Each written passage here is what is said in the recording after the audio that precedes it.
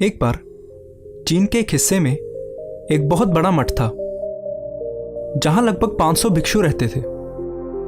वो सभी अपने गुरु के मार्गदर्शन में खुद को जानने का अभ्यास कर रहे थे। एक दिन एक लड़का उस मठ में शिष्य बनने के लिए आया। उसने मास्टर से कहा, मास्टर, मैं खुद को जानना चाहता हूं। मैं सच की तलाश कर रहा हूं। मैं पता लगाना चाहता हूं कि सच क्या है।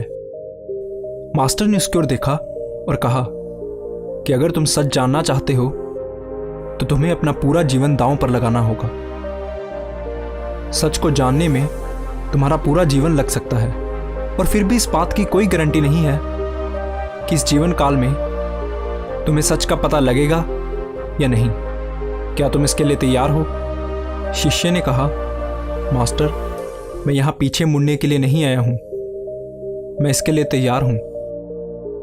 गुरु ने कहा, अगर ऐसा है तो एक काम करो। इस मठ में 500 भिक्षु हैं। तुम उनके लिए चावल कूटने का काम करो। बस सुबह से शाम तक चावल को कूटते रहो। जब तुम थक जाओ तो सोने चले जाओ और फिर अगली सुबह उठकर चावल कूटना शुरू कर दो। इसके अलावा कुछ और मत करना। किसी और चीज़ के बारे में मत सोचना। बस इस रास्ते पर चलते रहना और दोबारा मेरे पास मत आना। ज़रूरत पड़ने पर मैं खुद तुम्हारे पास आऊँगा। उस लड़के ने गुरु के आदेश का पालन करते हुए चावल कूटना शुरू कर दिया। उस मठ में 500 शिष्य थे। उन सभी को समय समय पर भोजन की आवश्यकता पड़ती थी, इसलिए वो सुबह बहुत जल्दी उठ जाता था और देर रात तक चावल कूटता रहता था। जब वो थक जाता तो उसी कमरे में सो जाता जहां वो चावल कूटता था। वो किसी से बात नहीं करता था और ना ही कोई उसके पास बात करने आता था।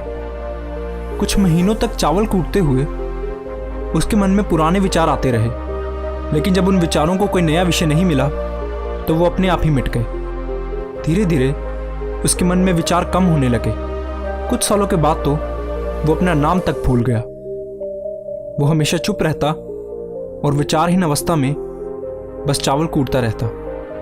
उसने ना तो कभी ध्यान किया था और ना ही कभी कोई शास्त्र पढ़ा था। मठ के बाकी शिष्य उसे मूर्ख समझते थे। ऐसा करते हुए 12 साल बीत गए। 12 साल बाद एक दिन मास्टर ने घोषणा की कि अब मेरा आखिरी समय आ रहा है और मुझे अपना उत्तराधिकारी चुनना है जो मेरे बाद इस मठ का मुखिया होगा। इसलिए मेरा कोई भी शिष्य जिसे लगता है कि उसे आत्म साक्षात्कार हो गया है और उसने खुद को जान लिया है, वो रात को मेरे दरवाजे के पास आकर इस दीवार पर कुछ पंक्तियां लिखे जिसमें उसकी जिंदगी का सारा अनुभव समाया हो। कई शिष्यों ने ऐसा करने के बारे में सोचा। मठ के प्रमुख शिष्यों में से एक ने वहां जाकर कुछ पंक्तियां लिखी। उसे बौद्ध धर्म ग्रंथों का बहुत ज्ञान था। सभी शिष्यों को लगता था कि वो इस मठ का उत्तराधिकारी बन सकता है। उसने लिखा था कि मन एक दर्पण की तरह है जिस पर विचारों और इच्छाओं की धूल जमा हो जाती है। इस धूल को हटाने के लिए ही ध्यान है। जिसकी धूल हट जाती है और मन का दर्पण साफ हो जाता है, वो मोक्ष को प्राप्त कर लेता है। अगली सुबह जब मास्टर उठे और उन्होंने इन पंक्तियों को देखा तो उन्हें बहुत गुस्सा आया और उन्होंने कहा कि किस बेवकूफ़ ने यह सब कचरा मेरी दीवार पर लिखा है। वो शिष्य जिसने ये लिखा था वो चुप रहा। हालांकि उसने जो पंक्तियां लिखी थी वो ज्ञान से भरी थी, लेकिन ये सब किताबी ज्ञान था। वो शिष्य बहुत चालाक था। उसने पंक्तियां लिखी लेकिन नीचे अपने हस्ताक्षर नहीं किए, क्योंकि वो स्वयं इसके बारे में निश्चित नहीं था कि ये सही है या नहीं। क्योंकि उसे आत्म साक्षात्कार नहीं हुआ था, गुरु ने इन पंक्तियों को पूरी तरह से खारिज कर दिया।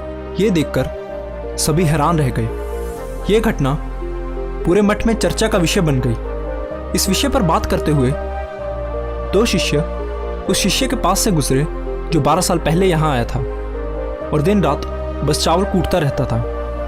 दोनों की चर्चा सुनकर वो धीरे से हंस पड़ा। दोनों शिष्यों ने उससे पूछा कि तुम क्यों हंस रहे हो? उन दोनों की नज़र में ये चावल कूटने वाला बहुत ही तुच्छ भिक्षु था।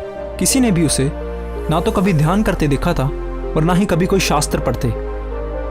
हर कोई उसे मूर्ख समझता था जो बस चावल कूटना ही जानता था। उस मठ में बहुत बड़े बड़े विद्वान थे लेकिन उस चावल कूटने वाले को किसी से कोई मतलब नहीं था, इसलिए वो दोनों शिष्य उसे मुस्कुराता हुआ देखकर चकित रह गए। उन्होंने फिर उससे पूछा कि तुम क्यों हंसे? उसने जवाब दिया, मैं इसलिए हंसा क्योंकि मास्टर सही बोल रहे हैं, ये सभी पंक्तियां कचरा हैं, इन पंक्तियों का कोई मूल्य नहीं है। वो दोनों शिष्य चौंक गए। उन्होंने उससे पूछा कि क्या तुम कुछ ऐसी पंक्तियां लिख सकते हो जो इससे बेहतर हो? चावल पीसने वाले ने जवाब दिया, नहीं, क्योंकि मैं अनपढ़ हूं, लेकिन हाँ, मैं कुछ पंक्तियां कह सकता हूं, और अगर तुम उन पंक्तियों को लिख सकते हो तो मैं तुम्हारे साथ जाने के लिए तैयार हूं। उन दोनों शिष्यों ने कहा, ठीक है। वो मास्टर के कमरे के पास गए और चावल कूटने वाले ने कुछ पंक्तियां बोली और दूसरे शिष्य ने उसे दीवार पर लिख दिया और उन पंक्तियों के नीचे लिख दिया, चावल कूटने वाला।